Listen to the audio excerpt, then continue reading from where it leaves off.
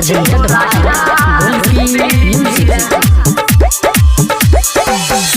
के देवी शारदा भवानी बेटा यहाँ के मूर्ख अज्ञानी।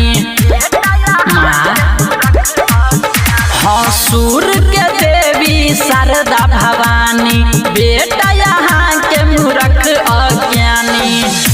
मारा लोग ताना तानी ध्यान दीजिए मैया, मारा लोग ताना तानी ध्यान दीजिए।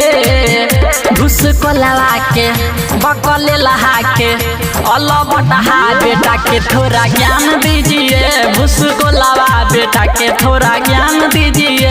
बकले लहा बेटा के थोड़ा ज्ञान दीजिए।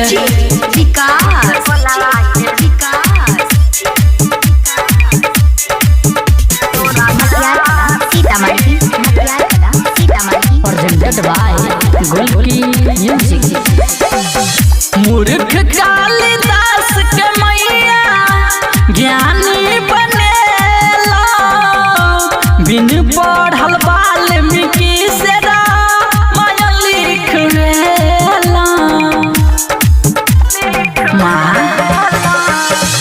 मूर्ख कालिदास के मैया ज्ञानी बनेला, बिन पढ़ल वाल्मीकि से रामायण लिखवेला।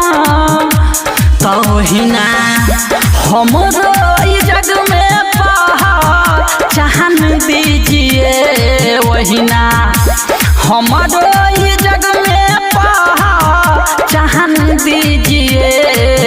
घुस को लगा के बकले लहा के गुरु बकहा बेटा के थोड़ा ज्ञान दीजिए। अल्लाह बटहा बेटा के थोड़ा ज्ञान दीजिए।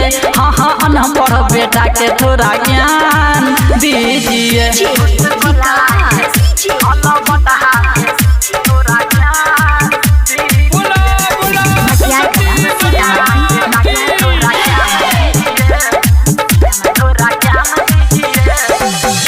श्वेत रंग साड़ी पहनले केने हंस सवारी। बड़ नीक लागै छियै ब्रह्मा के दुलारी।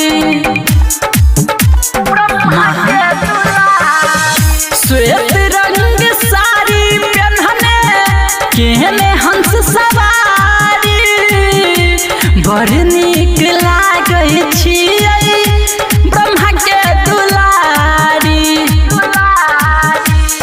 रूपम नीतीश गवैया करो नाम कीजिए।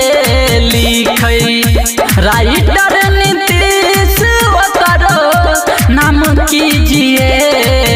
घुस को लगा के बकले लहा के अल्लाह बटहा बेटा के तनी ज्ञान दीजिए।